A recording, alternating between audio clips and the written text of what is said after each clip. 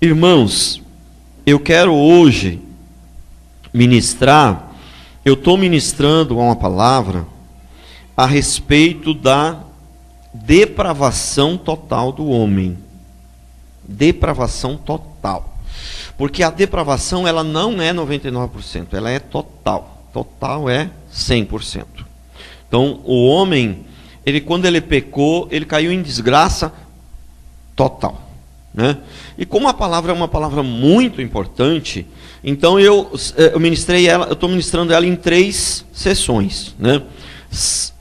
Primeira, depravação total 1, depravação total 2, depravação total 3. Então, agora, nesse momento, nós estamos no 3. Né?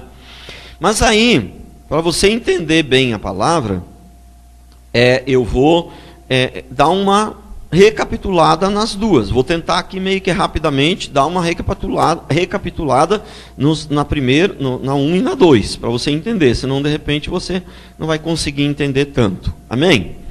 Então, mas vamos fazer uma pequena oração específica para esta palavra, para Deus nos dar graça. Né?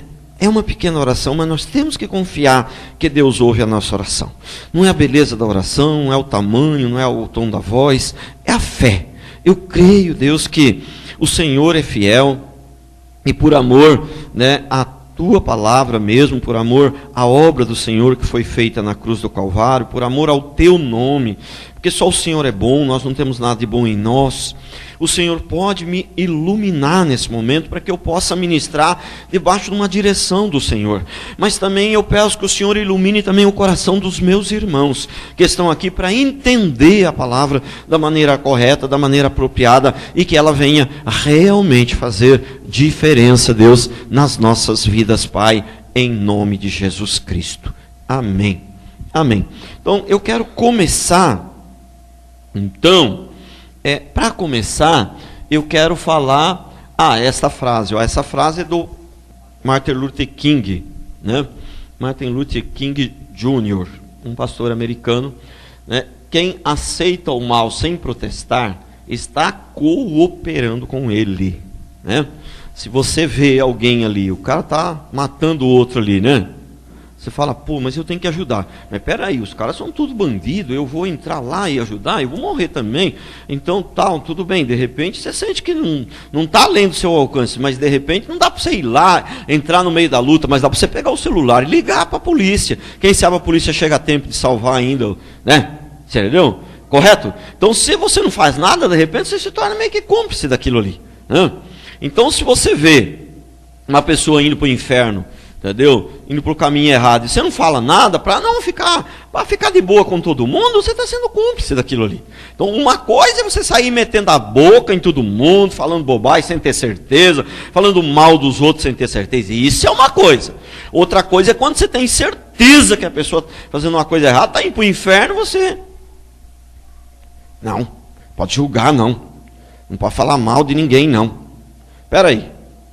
A Bíblia diz que não pode julgar levianamente, entendeu? Não pode julgar segundo a aparência, a Bíblia diz, mas a gente pode julgar sim e deve. Amém? Então, mas vamos lá, a palavra de hoje então. Então, eu quero começar, irmãos, dando uma recapituladinha a respeito da reforma, a respeito da reforma, a reforma protestante. Irmãos, preste bem atenção, essa palavra não é assim tão fácil de entender. Então eu queria que vocês ficassem bem atentos, não se distraíssem. Porque o segredo é esse, você está bem atento, não se distrair. Né? Então, irmãos, a reforma protestante, ela iniciou, dia 31 de outubro agora, completou 500 anos da reforma protestante. A partir do dia que Martinho Lutero fixou as 95 teses lá no castelo de Wittenberg, né?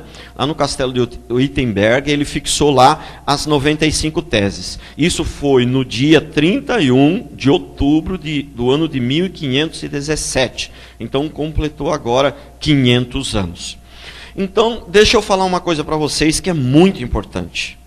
Qual que é a nossa regra de fé, a nossa base de fé? Qual que é a nossa regra de fé? Acima de qualquer coisa, É a palavra, é a Bíblia, correto?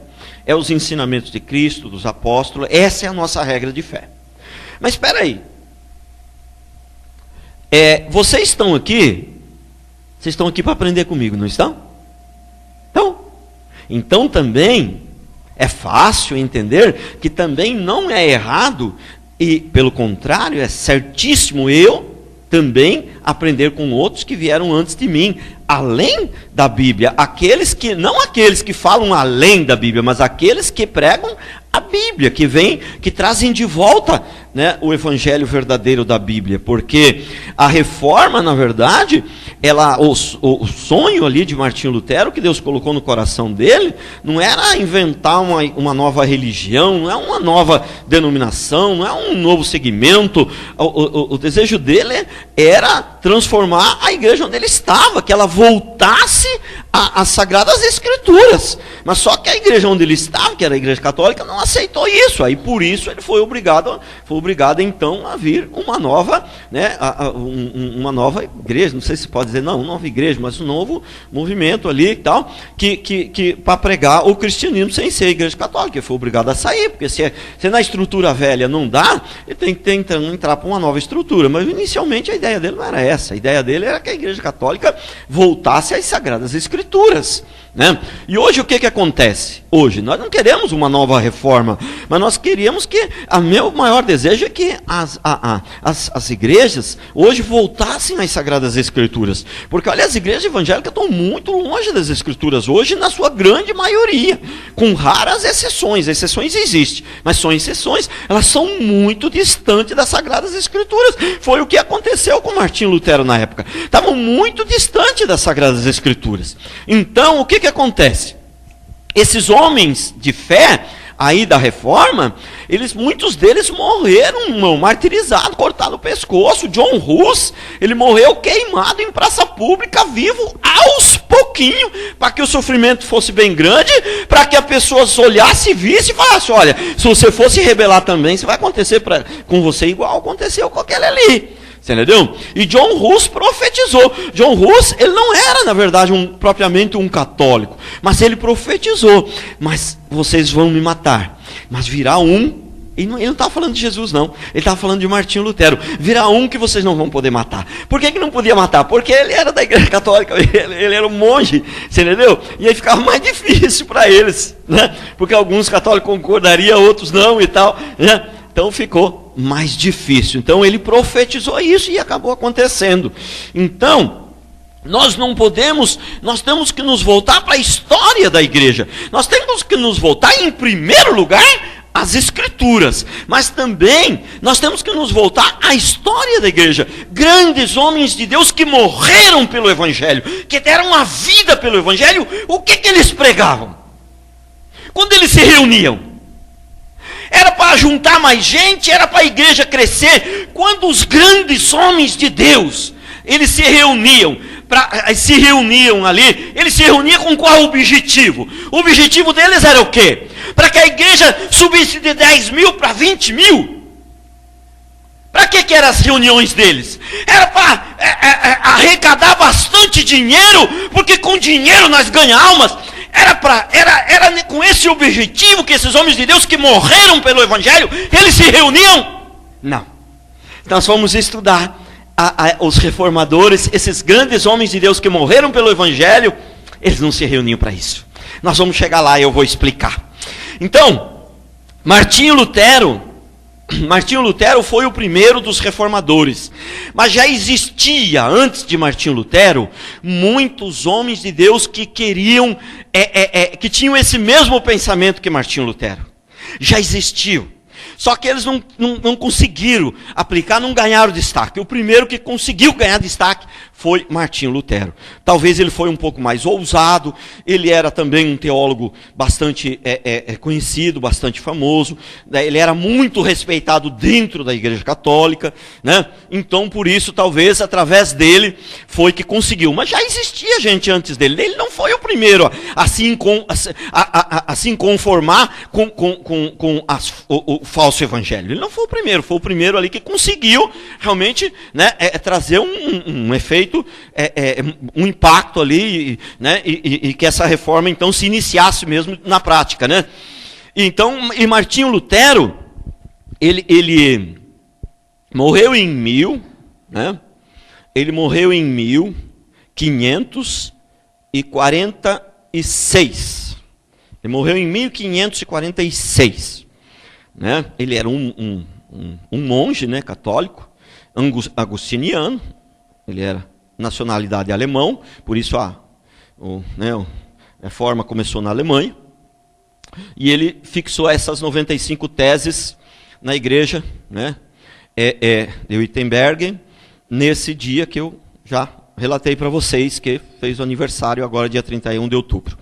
Então, e aí por isso, considerado a reforma a partir desse dia, do dia que ele fixou as teses ali. Mas não significa que começou naquele dia, mas é considerado a partir daquele dia, porque foi aquilo ali que trouxe um impacto maior. Né? Então, 500 anos nós estamos da reforma. E aí, eu estava estudando sobre a vida de Martinho Lutero e também sobre a vida de quem veio depois de Martinho Lutero, que o próximo depois de Martinho Lutero foi João Calvino. Né? João Calvino era também um teólogo francês muito importante. Todos os dois, tanto João Calvino quanto Martinho Lutero, eles eram grandes teólogos, eles tinham muito entendimento, eram muito reconhecidos, né? Mas com estilos diferentes. E esse João Calvino, ele é contemporâneo de Martinho Lutero, porém ele era um pouco mais jovem. Ele morreu em 1564, portanto 18 anos depois, né, de Lutero. Por que eu estou falando mais da morte do que do nascimento? Eu não estou citando o nascimento deles. Porque eu estou citando a morte porque o ministério deles não foi no começo da vida, foi no final da vida. Então é por isso que eu estou citando a morte. Por isso que para nós aqui no contexto é a morte que é importante e não o nascimento. Porque o ministério deles foi no final da vida e não no começo. Pelo menos, né, a parte mais forte do ministério foi no final da vida. Então, então o que acontece? Martinho Lutero, ele era um homem assim, mais ou menos pelo que diz os historiadores, porque diz a história, os estudos, que ele era um homem tipo Pedro, entendeu? Tipo Pedro. Ele era um homem que a presença dele impactava, entendeu? Ele era um homem muito agradável, alguns dizem que ele falam até que ele era bem parecido, ele era um homem alto, forte, bonito, e ele era até um pouco forte ao ponto de ser um pouquinho gordo, mas naquela época isso era bonito. Lembra que antigamente ser um pouquinho gordo era lindo, né? Lembra? Entendeu? Então ele era, até fisicamente, ele era uma pessoa que quando ele chegava ele se sobressaía. Não, lógico que o sucesso dele não foi por causa do físico, é lógico, né? Mas estou dando esse detalhe para os irmãos, que ele tinha um estilo bem diferente assim de Calvino. E a presença dele era forte, era impactante, tipo Pedro, assim. Pedro, numa pregação, converteu 3.000. Entendeu? A pregação dele era de impacto. Né? Ele era muito coração, ele era muito, assim, emocionava, ele tocava o coração das pessoas. Uma pregação. Entendeu? Paulo, por exemplo. Calvino já era parecido com Paulo. A Bíblia diz que Paulo, as suas cartas eram muito fortes, mas a sua presença era fraca. Entendeu? Diz que Paulo era até uma pessoa aparentemente, fisicamente feio, e não muito grande. Então Calvino era assim também. Calvino, os historiadores dizem que ele era uma pessoa muito doente. Entendeu? Uma pessoa, né, que não tinha, a presença física dele não impactava, mas os estudos dele, os escritos dele movia. Né? Então o que aconteceu? Então, Lutero foi o instrumento de Deus para trazer aquele impacto, para iniciar a reforma. E aí Calvino veio então e vamos dizer assim, sistematizou, tornou mais metódico ali tudo o que Lutero ensinava, entendeu? Então, organizou, vamos dizer, melhor aquilo que Lutero ensinava. Embora em alguns poucos pontos eles tinham um pouquinho de divergência, né? Mas talvez eles, mas era muito pouco. Na maioria das coisas ali eles tinham as mesmas ideias. Então, Calvino ele veio então né, tornou mais metódico, tornou mais prático, mais escreveu, né, aquilo que Lutero tinha escrito, tinha deixado. Quer dizer, ele, vamos dizer assim, não sei se dá para dizer aperfeiçoou, porque o que Lutero fez foi bem feito, mas ele melhorou ali aquilo que Lutero tinha deixado. O legado que Lutero tinha deixado, ele foi além ainda, né? E por isso ele ficou muito conhecido como, né, Calvino, ficou muito conhecido, e depois, aliás, tem um terceiro personagem ali também, que veio depois, esse já não é contemporâneo, esse já veio depois, que é Armínius, Jacó Armínius. E esse Jacó Armínius, ele era um pouquinho mais velho, esse já não era contemporâneo ali. Então ele já morreu em 1609. E naquele tempo as pessoas morriam cedo, viu? Esse povo aí morreu tudo com 50, 55, entendeu? Eles morriam cedo naquele tempo. Então, ele morreu em 1609. E existe hoje é muito conhecido aí a palavra, os pessoas que se consideram calvinistas e outros arminianos. Por quê? Calvinista e arminiano. Inclusive, essa palavra que eu estou ministrando, né, a depravação total do homem, esse é o primeiro ponto do calvinismo. É o primeiro ponto do calvinismo. Então, mas aí eu preciso explicar para vocês o que é esse calvinismo. Né? O que é esse calvinismo e o que é esse Armínio, esse Jacó Armínio. Entendeu? Então, o que acontece? No ano de 1618, Armínio já tinha morrido, 1609, já tinha morrido há 9 anos. Né? Calvino já tinha morrido há mais de 50 anos. Né? E Lutero muito mais ainda, já uns 70, já tinha morrido, entendeu? Então, todos os três, olha, irmão, não era só esses 3 grandes teólogos, aí já existiam muitos, esses foram os que se destacaram, né? Então, o que é que aconteceu? Esse Armínius, ele começou a pregar num ponto, em quase tudo ele tinha concordância com Calvino, mas num ponto ele começou a pregar totalmente diferente. Esse Armínio aí. E qual era o ponto? Ele dizia que para ser salvo, você precisa perseverar até o fim e precisa ter obras. Para ser salvo. Entendeu? Coisa que Calvino não. Calvino não. A obra, como o homem ele foi depravado totalmente, ele não teria a mínima condição de conseguir a sua salvação por obras, a obra é um presente de Deus. Calvino pregava isso. E Armínio, então, falava que não, que você precisava perseverar até o fim e precisava ter obras para ser salvo. E aí o que é que aconteceu? Houve uma grande divergência. Mas não podemos nos esquecer que Calvino e Armínio já tinham morrido. E houve, então, no ano de 1618, uma grande divergência entre os teólogos da Europa naquela época. E aí o que é que eles resolveram? Então, resolveram, esse Armínio, ele era holandês. Então, resolveram fazer um concílio chamado Concílio de Dort. Entendeu? Concílio de Dort. Resolveram fazer esse concílio na Holanda. Era a terra do Armínio. Então, na Holanda, um concílio de Dort. O que é esse concílio de Dort? O que é esse concílio de Dort? O concílio de Dort é uma grande reunião que foi feita, né, na Holanda, uma grande reunião, e quem participou dessa grande reunião? 84 teólogos convidados de toda a Europa participou dessa reunião. 84 teólogos e mais 18 representantes de cada país. Quer dizer, um representante de cada país. 18 pessoas, mais 18. Então, uma reunião de 100 e poucas pessoas ali. Todos eles tinham autonomia para votar. Todos eles tinham, eles podiam votar. Então, agora presta atenção. Sabe quantas horas durou essa reunião aí? Sabe quantas horas durou essa reunião aí, para eles chegarem a essa conclusão? Sabe quantas? Durou 7 meses. 7 meses. 84 teólogos convidados de todos os países da Europa e mais 18 representantes. Uma reunião chamada Concílio de Dort. Durou 7 meses, foram 164 sessões. 164 sessões. 7 meses, começou no ano de 1618, terminou no ano de 1619.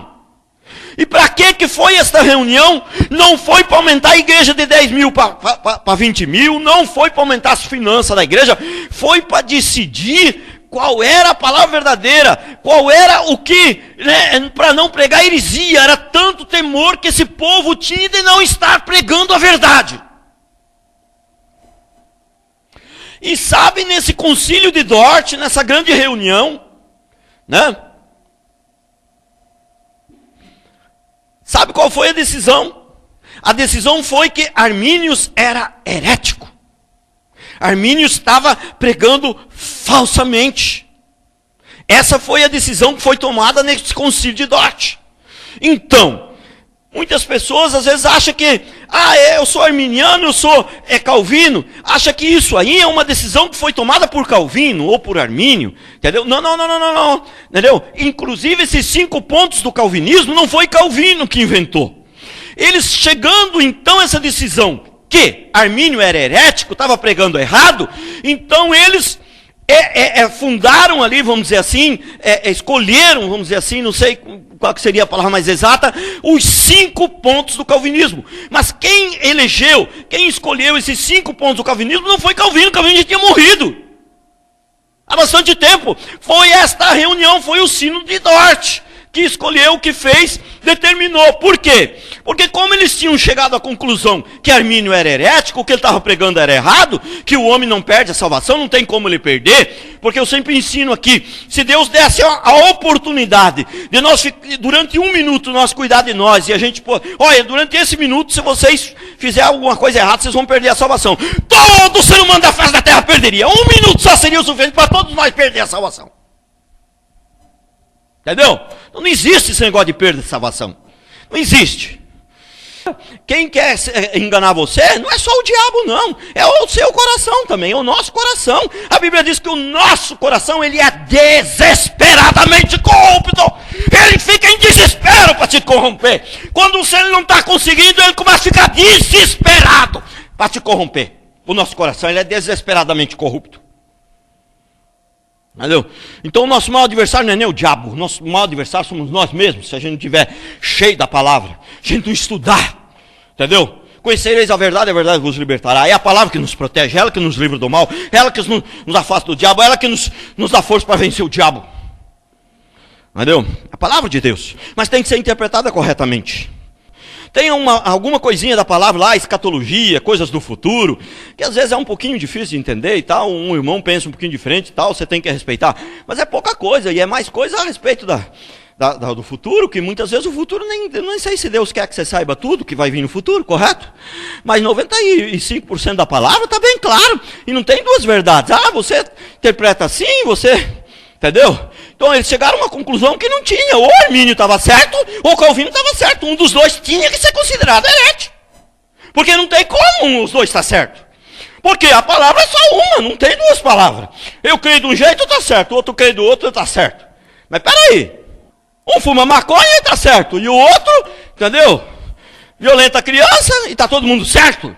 Porque tem que respeitar, e o outro larga a mulher com 7 filhos, entendeu? E arruma uma nova, e abandona aquela mulher lá, mas tudo é amor, tem que respeitar, porque também ele está certo, ele também tem o direito de ser feliz, está todo mundo certo? Não está todo mundo certo.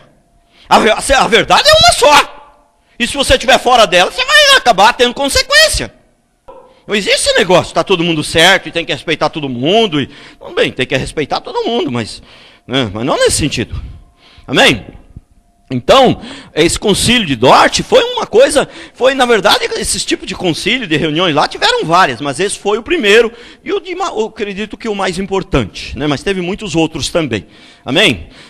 Então, o que acontece? Vamos agora Vamos agora começar a expor aqui, até agora eu falei um pouquinho a respeito da história da igreja, né, dos reformadores, da reforma protestante, para você poder entender, porque uma coisa é ligada à outra. Então, todos nós somos iguais perante a Deus, correto? A Bíblia diz que Deus não faz acepção de pessoas.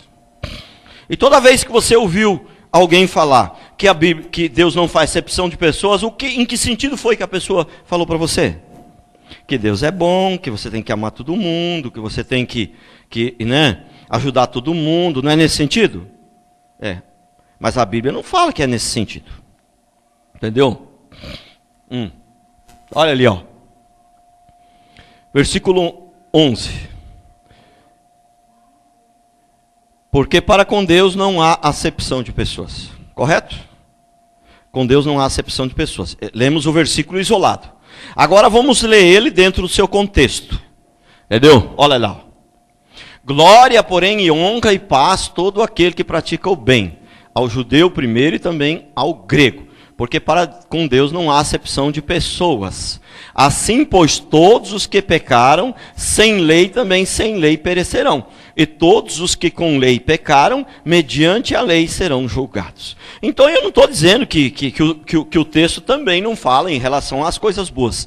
Mas o contexto fala, principalmente, que não deu para colocar todo também. Se a gente fosse colocar ali o capítulo inteiro, você vai ver que o contexto ali está no sentido de quê? Que não é fazer acepção de pessoas. Que tanto judeu como grego são todos em pecado, e se não se arrepender, vai tudo para o inferno, para o mesmo lugar. É nesse sentido que a palavra está falando. Esse é o principal sentido da palavra. Não é o único, mas esse é o principal. Entendeu? Da palavra. Entendeu? Não é o único, eu falo, não é porque existe outro diferente. Porque eu estou dizendo que também no sentido do bem. Né? Deus não faz acepção de pessoas. Se você fizer o bem, ele vai te abençoar. E o judeu fizer o bem, ele vai te abençoar. Se o grego fizer o bem, ele vai te abençoar. Nesse sentido também, lógico. Mas principalmente no sentido de que todo homem é pecador, é igual, não tem diferença de um homem para outro. Não tem diferença de um homem para outro. Você vai se chocar com a palavra que eu vou dizer agora, né? Se você nunca ouviu. Mas eu vou falar um negócio para você, é palavra de Deus. Entendeu? Ó, você, eu e o Hitler, igualzinho. Não tem diferença nenhuma. Entendeu? Pastor, eu não faço as coisas que Hitler fez. Nem quando eu era do mundo, eu não fiz as coisas que Hitler fez. Tá bom. É o seguinte, lá em casa tem 5 pés de manga. 4 dá muita manga. E tem um que não dá quase manga, dá uma ou outra. Você entendeu? Eu quero fazer uma pergunta a você. Aquele pé de manga que dá menos manga, ele é menos manga do que os outros? Não. Não, se chamar um agrônomo e transportar ele dentro daquele lugar e botar num outro lugar com bastante adubo, com bastante esterco, ele vai produzir mais manga do que os outros 4. Entendeu? Então deixa eu falar uma coisa para você. Existe uma palavra que os teólogos usam muito, que é chamado graça comum. Uma expressão, vamos dizer assim, que é graça comum. O que é graça comum? Tem a graça e tem a graça comum, são duas coisas diferentes. A graça, o que é? A graça é que Deus, ele trata os seus com muita graça, ele é um Deus gracioso, e se você, né, se arrepender, mesmo que você não merece, ele, né, te dá muitas coisas. Essa é a graça, e ele, né, lida com os seus com muita graça. Amém? Essa é a graça, mas tem a graça comum. A graça comum qual é? A graça comum é que Deus tem uma medida de graça e de misericórdia, até com as pessoas do mundo. Você entendeu? Por exemplo, o Hitler. Deus com certeza teve uma medida de graça com ele, uma medida de misericórdia. E Deus com certeza freou ele bastante. Porque se Deus deixasse ele à solta, fazer o que ele quisesse, irmão, você não faz ideia. Ele ia matar 10 vezes mais do que ele matou. Ele seria muito mais terrível. Entendeu? E você e eu, se Deus deixasse nós à vontade e desse a oportunidade, nós mataríamos muito mais do que o Hitler. Sabe por quê? Você não matou tanta gente que o Hitler, porque você não nasceu no mesmo lugar dele, porque de repente, sabe, a sua esposa e a sua filhinha não foi violentada na sua frente, morta, cortada aos pedacinhos, entendeu? Na sua frente, para ver. Faz isso lá na sua frente para você ver. Então, se nós não somos tão maus, é porque muitas vezes não houve oportunidade e também porque Deus não permitiu. Deus tem um freio que Ele não permite, entendeu? Porque o que acontece é o seguinte: por que todos são iguais? Porque a natureza do diabo, a mesma natureza que entrou no Hitler, que entrou no Che Guevara, que entrou no Mussolini, é a que entrou em todo ser humano. Por isso não há acepção de pessoas, não tem diferença. Por isso o primeiro ponto do calvinismo é a depravação total. Nenhum homem, ser humano, pode fazer nada por ele. Só Deus pode fazer por nós. Só Deus pode fazer por nós. Só Deus. Nós recebemos todos da mesma natureza. E olha, você precisa guardar uma coisa no seu coração. Isso que eu estou ministrando, embora pareça algo novo, não é. Isso aqui é antigo. Novo é o que está sendo ministrado por aí fora. Entendeu? E cuidado com aquilo que é novo. Porque a Bíblia diz que não existe nada novo debaixo do sol. O que Deus tinha que falar, Ele já falou. Entendeu? O que Ele tinha de fazer, Ele já fez. Não que Ele não vai continuar fazendo, cuidando de nós, mas de maneira geral, a obra já está feita, tudo está determinado, tudo Deus está nos planos do Senhor, não vai falhar. Porque Deus, Ele sabe tudo que Ele vai fazer, Ele sabe tudo que vai acontecer, entendeu? E Ele tem o controle de tudo, porque Deus é soberano. Deus não depende do homem, o homem é que depende de Deus. E o homem não pode mudar os planos de Deus. A Bíblia diz que ela é bem clara. Os planos dele não vão ser frustrados pelo homem. O homem não pode mudar os planos de Deus. Deus é soberano, Ele escolhe quem Ele quer, quando Ele quer, na hora que Ele quer, e Ele faz o que Ele quer. E esse povo que fica orando para Deus, para mudar Deus, Deus não muda. Quando nós oramos é para Deus mudar nós, não é para mudar Deus. Deus não muda. Eu separei em 6 princípios, né? E na primeira ministração nós falamos dos 2 primeiros princípios. Na segunda ministração, né, falamos do terceiro e o quarto. Então hoje eu quero falar do 6º, do 5º e do 6º, mas antes eu quero dar uma repassada rapidinha nesses 4 princípios que a gente já falou sobre eles, já ministramos sobre eles, né? Então, a depravação total do homem, né? Parte 1. Então, ó, primeiro princípio, esse que já foi ministrado, que eu quero dar uma repassada. Olha aqui, ó. Todos os homens são iguais perante a Deus, né? E é essa graça comum que nos torna aparentemente um diferente do outro, porque foi mais graça para a vida de um, ou o contexto de vida que você nasceu, né, não era tão apropriado. Se a manga está plantada em cima de uma rocha, ela vai produzir menos, entendeu? Agora, se ela está plantada onde tem muito adubo, ela vai produzir mais. Então, se você nasce lá no Iraque, com certeza você teria uma tendência a ser uma pessoa mais... Tem preconceito com os iraquianos, mas, né, você se transformar num guerreiro, num matador. Mas quando você nasceu no Brasil, a chance de se tornar um matador, ela é menor. Então tem a questão da oportunidade. De repente você não teve tanta oportunidade de matar. Quando eu falei, porque a sua esposa, a sua filhinha não foi morta, sabe por quê? Não foi violentada, não foi cortada em pedacinho. Sabe por quê? Porque uma vez eu vi um bandido falar isso, a repórter falando para ele. Mas você, quando você sair da cadeia, você vai mudar? Não, eu vou continuar matando. Mas como assim você vai continuar matando? Mas por que você vai continuar matando? Ah, porque mataram a minha esposa, violentaram a minha esposa e minha filhinha na minha frente, ainda mataram ela, ainda cortou em pedacinhos, exagerei, eu acho, mas acabou com ela, entendeu? Matou, violentou e matou, você entendeu? Então o que é que acontece? Muitos de nós, se tivéssemos de repente tanta oportunidade assim, e se Deus soltasse, não puxasse esse freio, nós faríamos o mesmo que o Hitler fez. E o Hitler, você pode ter certeza que ainda teve um freio. Deus não deixou ele fazer tudo o que ele queria. Entendeu? Que se Deus deixasse, pode ter certeza, ele tinha sido muito pior. E o Mussolini tinha sido muito pior, e o Che Guevara tinha sido muito pior, e o Beira-Mar tinha sido muito pior. Pode ter certeza que nenhum deles fez tudo o que eles queriam de ruim. Pode ter certeza disso. Entendeu? A Deus ainda segurou, ainda tem um freio ali que puxou. Entendeu? Então aqui, ó. Todos os homens são iguais perante a Deus. Aí essa graça comum aparentemente torna uns um pouquinho melhor, outros tal, mas é a graça comum. E é a questão da oportunidade também. Então, Eclesiastes 3,18 diz assim: disse ainda comigo, é por causa dos filhos dos homens, para que Deus os prove, e ele veja que são em si mesmo como os animais. Segundo, todo homem recebeu da mesma natureza. Eu falei da manga, né? Todo homem recebeu da mesma natureza. Tem diferença. É da mesma raça.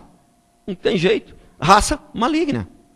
A Bíblia, eu sei que isso incomoda muita gente quando você fala, mas tem os filhos do diabo, né? A Bíblia fala, tem muitos versículos na Bíblia que falam de filho do diabo.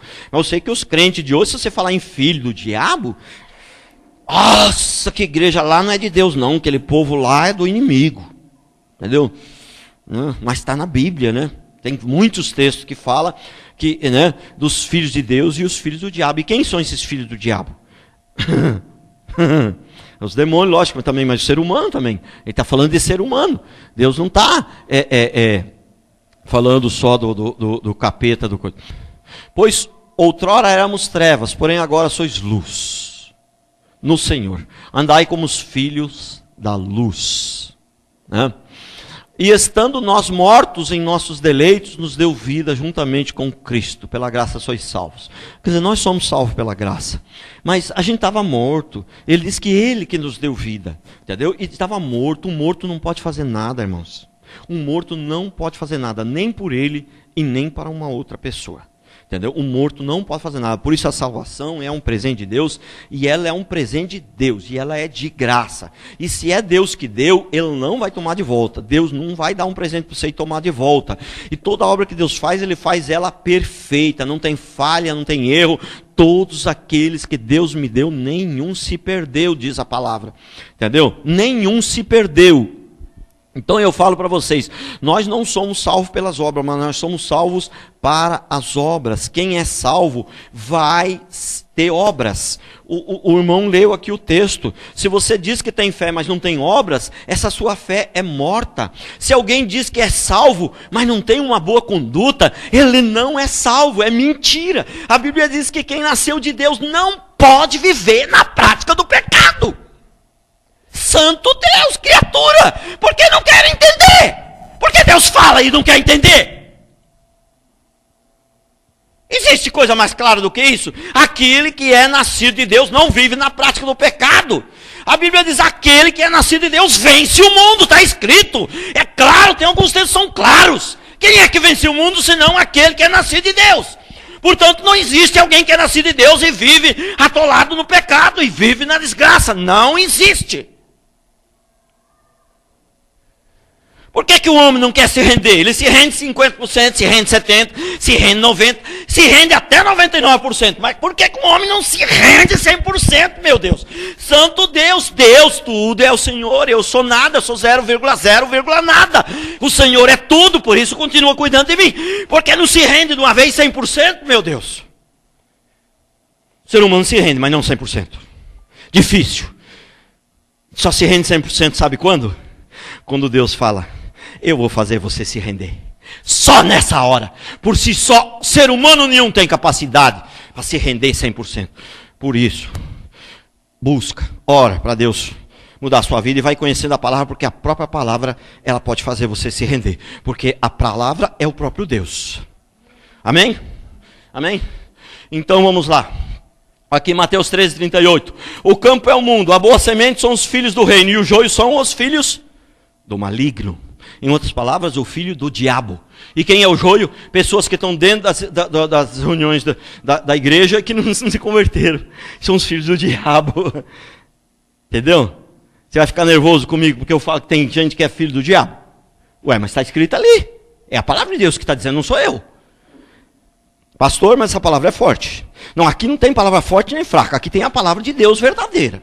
E a palavra de Deus verdadeira, ela pode chocar você, pode fazer o que for. Mas a curto prazo eu não sei o que ela vai fazer. Mas a médio e a longo prazo ela vai gerar vida, ela vai mudar a sua vida para melhor. E a mentira, a médio e a longo prazo vai te destruir. Entendeu? E nós aqui nós não queremos ser crente melhor do que aquela lá, do que a outra, do que aquela outra, do que aquela outra. Nós queremos ser crentes de acordo, não queremos ser melhor que ninguém, nem pior que ninguém. Nós queremos ser crentes verdadeiros. Aqui nós estamos aqui para pregar a verdade, para transformar as nossas vidas. Vocês viram que tem muitos textos, mas eu não vou ler todos, que só estou dando uma repassada, né? 3. Todo homem natural é inimigo de Deus. Como é que um homem pode conseguir a sua salvação se ele é inimigo de Deus? Todo homem é inimigo de Deus. Se tornou inimigo de Deus. Todo ser humano se tornou inimigo de Deus. E você nunca vai escolher o seu inimigo. Por isso que é Deus que nos escolhe. Nós também temos que escolher a Deus. Aí é uma coisa que é difícil de entender. Eu também reconheço que é difícil de entender. Mas tem coisa que você tem que obedecer mesmo sem entender. Entendeu? A Bíblia diz que é Deus que nos escolhe, mas nós temos que escolher Ele também. Mas eu só consigo escolher Ele porque Ele me escolheu primeiro. Porque um inimigo nunca escolhe o outro inimigo. E a Bíblia é clara, centenas de vezes, o homem se tornou inimigo mortal de Deus. O homem se tornou, depois do pecado. Ah, pastor, mas o ser humano todo tem um livre-arbítrio. Essa é a maior mentira do diabo. O ser humano nasceu, o homem nasceu com livre-arbítrio, mas ele não tem um livre-arbítrio. Deus deu livre-arbítrio para o homem lá no Éden. Aqui tem a árvore do conhecimento do bem e do mal, e aqui tem a árvore da vida. Você tem um livre-arbítrio, eu dou livre-arbítrio, o homem nasceu com livre-arbítrio, e você, porque você tem um livre-arbítrio, você pode escolher. Mas esse livre-arbítrio, Deus já usou ele. Você entendeu? Ele já usou. E agora ele não tem mais, porque ele já fez a sua escolha. Ele escolheu a árvore do conhecimento do bem e do mal. Agora acabou. Quando ele escolheu a árvore do conhecimento do bem e do mal, ele se tornou escravo, e um escravo não tem liberdade nenhuma. E a Bíblia é bem clara, quando ele escolheu a árvore do bem e do mal, ele se tornou escravo. Um escravo não tem capacidade para escolher nada, não pode escolher, ele não tem essa liberdade. Acabou o livre-arbítrio, acabou. Não existe livre-arbítrio. O que existe é depois que você nasceu de novo, você vai responder pelos seus atos. Mesmo Deus estando no controle de tudo, Ele sendo soberano, você vai responder pelos seus atos. Isso sim. Mas isso não é livre-arbítrio, né? Mas o homem é responsável pelos seus atos. O fato de Deus ser soberano não isenta o homem de ser responsável pelos seus atos. Amém? Vamos ler esse Romanos 10 e 11 ali. Porque se nós, quando inimigos, fomos reconciliados com Deus mediante a morte do seu Filho, muito mais estando já reconciliados, seremos salvos pela sua vinda. Prestou atenção? Nós éramos inimigos. Deus morreu por nós, para nos dar a salvação. Agora não somos mais inimigos, correto? Agora nós aqui que somos salvos, não somos mais inimigos de Deus. Então, quando nós éramos inimigos de Deus, presta atenção no que diz o texto. Nós éramos inimigos, Deus morreu para nos dar gratuitamente a salvação. Agora que nós somos salvos, que nós não somos mais inimigos, Ele vai deixar a gente perecer. Vai deixar a gente cair da fé e ir para o inferno. Ah, mas ora as bolas, mas aí também é ignorância demais. Se quando nós éramos inimigos, Ele morreu por nós. Agora que eu não sou mais inimigo, que eu sou salvo. Você é salvo agora que você tem a salvação, Ele vai deixar você perecer porque você não conseguiu fazer as obras que precisava. Irmãos, não dá. Ou a gente crê na palavra, ou a gente não crê. Porque o homem, ele tem uma coisa chamada bom senso. Isso foi dado por Deus, bom senso é uma bênção. Não é uma coisa ruim o bom senso, não, muito pelo contrário. O bom senso é algo maravilhoso. E nós muitas vezes precisamos usar o bom senso. O problema começa quando você bota o bom senso acima da palavra. Aí destrói tudo. Porque nada vezes, nada, vírgula, nada pode estar acima da palavra de Deus. Nada, porque a palavra é o próprio Deus. Os mortos não podem fazer nada, nem por eles, nem pelos outros. Entendeu? Guarda uma coisa na sua cabeça. Uma criança, ela não pode fazer nada para nascer, no sentido natural. Uma criança pode fazer alguma coisa para nascer? Os médicos dizem que quando na hora do nascimento ali, ela ajuda, faz uma forcinha ali e tal. Para Deus o nascimento é no momento que ela foi concebida. No momento que foi concebida já é uma vida para Deus, já nasceu. Entendeu? Ela, na hora que sai da barriga da mãe, nasceu aqui para nós, humanos, né? Mas na hora que ela foi concebida para Deus, já é uma vida. Entendeu? E ela não pôde fazer nada. Mas depois que ela nasce, aí sim, ela pode fazer alguma coisa para se tornar uma pessoa decente, né? E se tornar um adulto, né, exemplar. Ela pode. Então, nós como cristãos, né, também o princípio é o mesmo. Ninguém pode fazer nada para nascer espiritualmente. Ninguém pode. Mas depois que você nasceu espiritualmente, aí você pode fazer alguma coisa para se tornar um crente fiel e um bom crente, ganhar vidas. Só que eu tenho que fazer um detalhe aqui. Se você conseguiu se tornar um crente fiel depois que você foi nascido de novo, essa obra também é de Deus. Ele diz que Ele é fiel para completar a obra que Ele já começou nas nossas vidas. Você entendeu? Então muitas vezes Deus te escolheu, Deus te chamou, mas você ainda não escolheu a Deus. Você não tomou aquela posição ainda, entendeu? Você não tomou aquela posição ainda. Você entendeu? E se você esperar para tomar aquela posição no final da vida, vai ter consequência. Você não vai, pode ser que você não vai ir para o inferno, mas vai ter consequência. Entendeu? Porque a Bíblia diz que nós seremos julgados pelas obras, mas o que vai salvar do inferno é aquele que está com o nome escrito no livro da vida. Mas nós seremos julgados pelas obras também. Você entendeu? Então é mais ou menos o seguinte: eu dei uma vida para você, o que você fez com ela? Isso você vai perder a sua vida? Não, você não vai perder, que eu dei ela para você de graça, mas eu quero saber agora o que você fez, você vai ter que prestar conta. Entendeu? Então não é só as pessoas do mundo, pelo contrário, as pessoas do mundo nem vão prestar muita conta não, irmãos. Pessoa do mundo é quem, esse aqui não está o nome escrito no livro da vida, não vai ter muita explicação não. Lago de Fogo. E esse aqui, o nome não está. Procurou ali, não está. Irmão, não tem livro lá, eu acredito que não tem livro. Eu acredito que é uma anotação, o livro simboliza, é simbólico, né? Mas tem as anotações. O livro está querendo dizer que tem anotações, está tudo anotado. E esse próximo, eu não sei se vai ser assim, mas é próximo, está no nome do livro da vida, Lago de Fogo. Não vai ter muita explicação. O julgamento mesmo vai ser para quem? Para os crentes, irmão. Mas não é para ver se ele vai para o inferno, para ver se ele vai para o céu. É para ver o que ele fez com o presente que ele ganhou. Porque tem o julgamento do tribunal de Cristo. E o julgamento do tribunal de Cristo não é para ver quem vai para o inferno. A Bíblia não diz que lá uns vão ter um galardão maior e outros menor? Lá no céu? E aí? Então vamos lá. O homem que não nascer de novo e não passar por uma transformação vai para o mesmo lugar que o diabo e os seus comparsas. Porque a natureza é a mesma. Eu escrevi ali entre parênteses, às vezes não dá tempo. Né? Por quê? Porque o que acontece é o seguinte: pastor, então para a gente ir para o céu, a gente tem que ser salvo e ter uma vida transformada, então é as obras. Não, a gente não tem que ser salvo e ter uma vida transformada. Mas se você foi salvo, a sua vida será transformada. Porque os 5 pontos do calvinismo é isso, que o mesmo Deus que deu a vida, Ele vai te sustentar. E eu vou pregar sobre isso. Então, aí onde eu falei, você pode ter gostado da palavra aqui, mas depois você fala assim, mas não fechou ainda. Né? Tem coisa ali que parece que não fechou. Se você ouvir as palavras todas, você vai ver que o leque vai fechar. Então, o que acontece? Eu não estou dizendo que tem que ter obra para ser salvo. Eu estou dizendo que o homem que não nascer de novo e não passar por uma transformação vai para o mesmo lugar que o diabo e os seus comparsas. Por causa que a natureza é a mesma. Só que o que acontece é o seguinte: tem pessoas que se convertem e morrem logo em seguida. Não deu tempo dele ter uma transformação. Ele não vai ir para o inferno.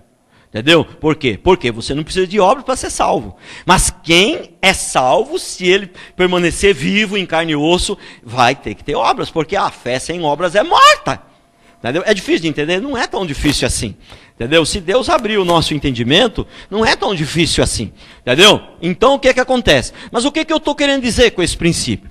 Eu estou querendo dizer, o ponto-chave aqui que eu quero mostrar é o seguinte: que quando eu digo que todo homem é igual, na verdade não, o homem natural sem Deus, ele não é igual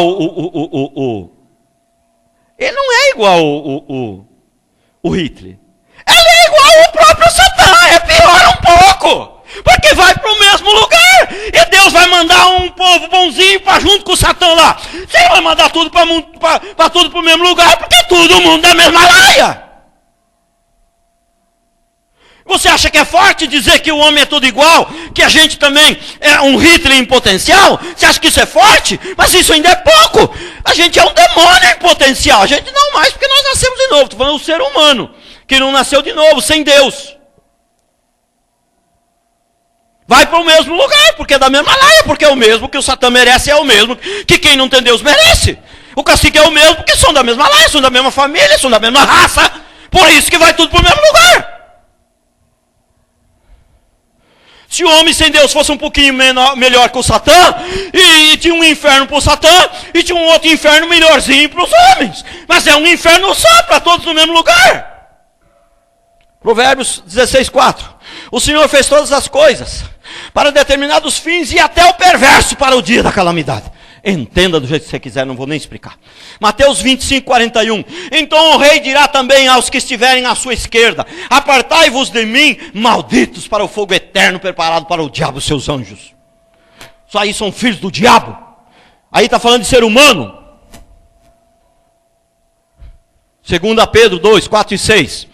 Ora, se Deus não poupou anjos quando pecaram, antes precipitando-os no inferno, os entregou a abismo de trevas, reservando-os para o juízo.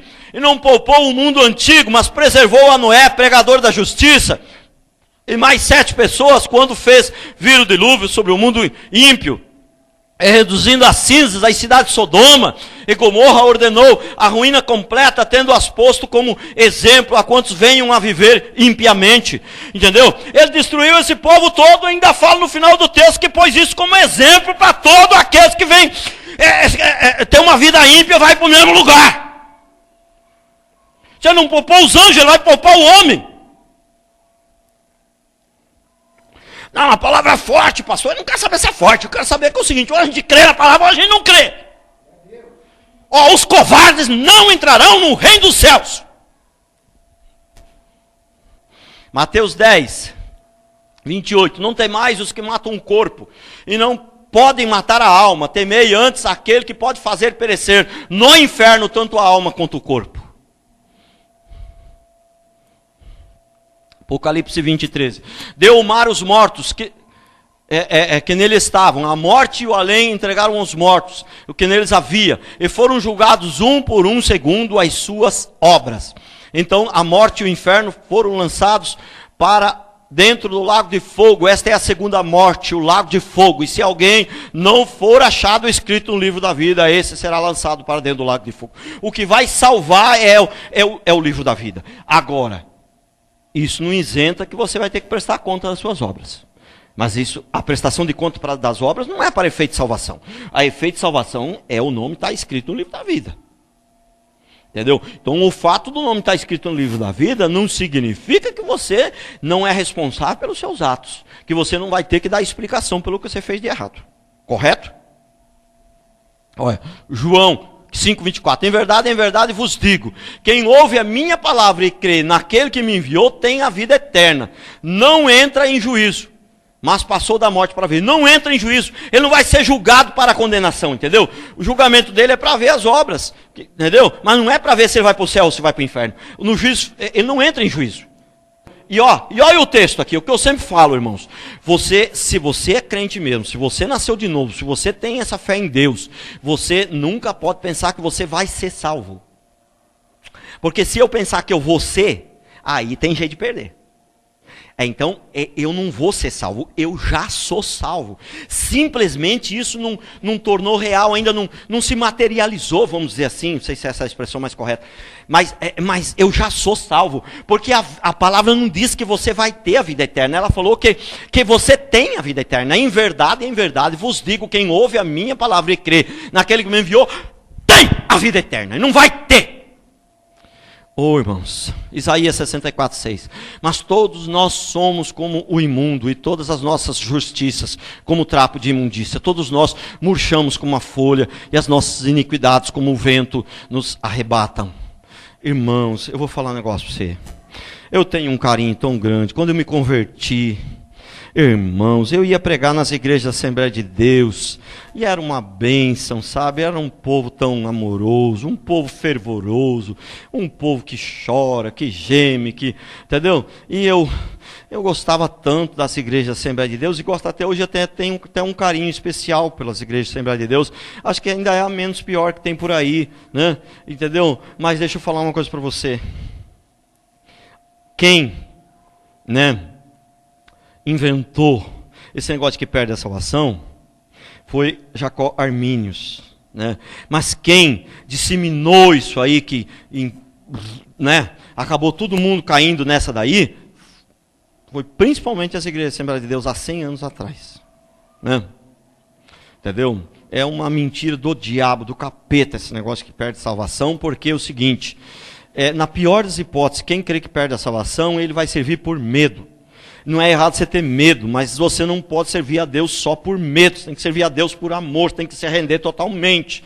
E falar, não, eu vou servir Ele por amor, não tem nada em troca, é por amor mesmo. Eu vou servir a Ele pelo que Ele já fez por mim, ainda que Ele não faça mais nada. Mas eu sou dele, eu vou servir a Ele, porque eu quero estar com Ele, porque Ele é bom. Independente se Ele vai dar alguma coisa para mim ou não vai, entendeu? Tem que ser por amor mesmo, porque só o amor permanecerá. Tudo que não for por amor vai perecer. Se você está salvo, a honra e a glória é toda dele. E quem crê na perda de salvação, não tem como você dar a glória para ele. Ah, Deus me escolheu. Ah, pastor, que bom que Deus me escolheu, né? Mas ele me escolheu porque eu sou o cara, ele sabia, que ele conhecia, e sabia que eu era bom. Ai, não tem nada mais vergonhoso e nojento do que isso. Porque é vergonhoso isso. Você entendeu? Ah, Deus me escolheu como pastor, sabe por quê? Porque a minha conversão não foi igual a desses outros aí. Eu comecei a pregar, entendeu? E eu como me converti num dia, 15 dias depois eu já estava pregando. Eu já era até convidado para as igrejas, principalmente as Assembleias de Deus, convidava eu para pregar. Mas eu sou o cara. Irmãos, isso é vergonhoso, é nojento. Irmão, se eu converti 15, 20 dias depois estava pregando, é porque Deus fez essa obra, é porque a honra e a glória é dele, ele tinha um propósito, foi ele que fez, eu sou só o martelo na mão do carpinteiro. A honra e a glória é toda do carpinteiro, não adianta querer dar honra para o martelo. 1 Coríntios 4:7, pois quem é que te faz sobressair? E que tens tu que não tenhas recebido? E se recebeste, por que te vanglorias como se não tivesse recebido? Tudo bem, isso aí são perguntas, está o ponto de interrogação ali. Mas só que é o seguinte, são perguntas afirmativas, entendeu? São perguntas afirmativas. 2 Coríntios 3:5. Não que por nós mesmos sejamos capazes de pensar alguma coisa, meu Deus. Como se partisse de nós, pelo contrário, a nossa suficiência vem de Deus. Mas está tão claro. O homem tem que descer. E um homem que não entende que a salvação é um presente de Deus, ele não desceu tudo ainda. Falta descer mais. E o homem tem que descer. A palavra diz que é necessário que ele cresça e eu diminua. Romanos 2:4. Ou desprezas a riqueza da sua bondade e tolerância e longanimidade, ignorando que a bondade de Deus é que te conduz ao arrependimento? E deixa eu falar uma coisa bastante importante também para você. Como a Bíblia diz o seguinte, arrependei-vos e recebeis o dom de Deus. Então ele usa a palavra arrependei-vos antes e depois diz recebei, né? Então dá a impressão que são duas experiências separadas. Mas não é. É porque não dá para escrever as duas palavras. É a lei da física, entendeu? É a lei da física, entendeu? Daniel está sentado ali, ninguém pode sentar no mesmo lugar dele. Ali só cabe ele. Você tem que sentar na outra cadeira. Entendeu? Ricardo está sentado ali, não dá para você sentar na mesma cadeira. É a lei da física. Entendeu? Então só por isso. Não dá para escrever as duas juntos. Então por isso está arrepender e recebeis o dom. Mas peraí. Se a gente for entender que isso são duas experiências. Eu primeiro me arrependo e depois recebo a salvação. Você entendeu? Primeiro, eu enquanto do mundo, enquanto não salvo, enquanto ainda estou sem o Espírito Santo, eu consigo me arrepender e eu consigo... Aí é demais para o meu intelecto aqui, que é bem ignorante, mas mesmo assim é demais para mim. Entendeu? Ninguém pode se arrepender sem que o Espírito faça essa obra. Então essa experiência ela é junto, ela é ao mesmo tempo, irmãos. Não tem esse negócio. Ninguém consegue, a obra é Deus que faz. Ninguém consegue. Um morto não pode fazer nada. Quem não tem o Espírito está morto. Entendeu? Está morto. Pastor, mas parece que, de acordo com o que você está falando aí, parece que é meio difícil de entender as coisas. Parece que o negócio é meio... não é tão difícil assim não. É um pouquinho difícil porque o diabo tem trabalhado incessantemente para confundir. Por isso que é difícil. Mas nós temos que trabalhar mais que ele. Nós temos que correr atrás, buscar informação. Conhecereis a verdade vos libertará. Olha lá, Romanos 1:26. Por causa disso, os entregou Deus a paixões infames, porque até as mulheres mudaram o modo natural de suas relações íntimas por outro contrário à natureza. Deus os entregou. A Bíblia fala, acho que dezenas, até mais, ou talvez até centenas de vezes, que Deus entregou. Por causa do coração do homem, Deus o entregou. Então, quer dizer, entregou é o seguinte, soltou um pouquinho a rédea daquele freio que eu falei. Então por que hoje está homem com homem, mulher com mulher? Porque Deus resolveu soltar a rédea. Por quê? Juízo de Deus. O juízo de Deus já está acontecendo aí o tempo todo. Você entendeu? Agora, o juízo final ainda não. A Bíblia fala que o juízo final será lá. Mas se diz juízo final, é porque existe outro juízo, correto? Então o juízo de Deus já está acontecendo o tempo todo. Semelhantemente, os homens também, deixando o contato natural com a mulher, se inflamaram mutuamente na sua sexualidade, começando torpeza homem com homem, recebendo em si mesmo a merecida punição pelo seu erro. E por haver desprezado o conhecimento de Deus, o próprio Deus os entregou à disposição mental reprovável para praticar coisas inconvenientes. Glória a Deus. Tiago 1,17. Toda boa dádiva e dom perfeito são lá do alto, descendo do Pai das luzes, em quem não pode existir variação ou sombra de mudança. Pois segundo o seu querer, ele nos gerou pela palavra da verdade, para que fôssemos como que primícias das suas criaturas. Então, não pode existir variação de pessoas. Você vai encontrar alguns textos na Bíblia que falam que Deus mudou. Mas no fundo, Deus não muda. Você fala que Deus mudou porque fala assim, aquele povo vai morrer. Mas aí o povo vai lá e se arrepende e fala, me arrependo de ter falado que vai morrer. Você não vai morrer mais. Mas aí no fundo, não é Deus que mudou, é o povo que mudou, aí Deus voltou atrás, correto? Mas Deus mesmo mudar, não existe isso. Deus não há variação. Se Deus mudar, ele vai deixar de ser perfeito, porque ele é perfeito. Aí ele faz, agora mudou, ele deixou de ser perfeito? Prestou atenção? Então sim, Deus muda, mas no sentido de que você mudou, então ele muda a maneira dele, né? Vai agir com você, mas aí quem mudou foi o homem, não é Deus, né? Então, 1 Coríntios 2, 12 a 14. Ora, nós não temos recebido o espírito do mundo, e sim um espírito que vem de Deus, para que conheçamos o que por Deus nos foi dado gratuitamente. Essa palavra gratuito, que Deus deu de graça, salvação, essa coisa irmão, você bota lá no Google, lá na Bíblia, coisa lá, põe lá, gratuitamente, irmão, é umas 2.000. Entendeu? Mas o povo ainda insiste em dizer que a salvação não é totalmente de graça. Esse tempinho atrás eu até ouvi um pastor falando que a salvação não é de graça, que ele teve uma revelação, que a salvação não é de graça, mas é pela graça. Eu falei, esse povo não tem que ser pastor, esse povo tem que ser artista de circo. Como que ele teve uma revelação que não é de graça, é pela graça? Qual que é a diferença? Esse povo tinha que trabalhar no circo. Versículo 13, disso também falamos não só em palavras ensinadas por sabedoria humana, mas ensinadas pelo Espírito, conferindo coisas espirituais com espirituais. Ora, o homem natural não aceita as coisas do Espírito. Como que ele pode fazer alguma coisa para ser salvo? Se ele não aceita as coisas do Espírito. Ele não aceita as coisas do Espírito de Deus, porque eles são loucura e não pode entendê-las, porque elas não se discernem. Elas se discernem espiritualmente. Né? João 3,27, respondeu João: o homem não pode receber coisa alguma se do céu não lhe for enviado. Aleluias!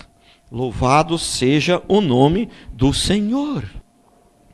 Ele nos deu a salvação e ficou encarregado de tomar conta dela. Ninguém vai tirar ela de você.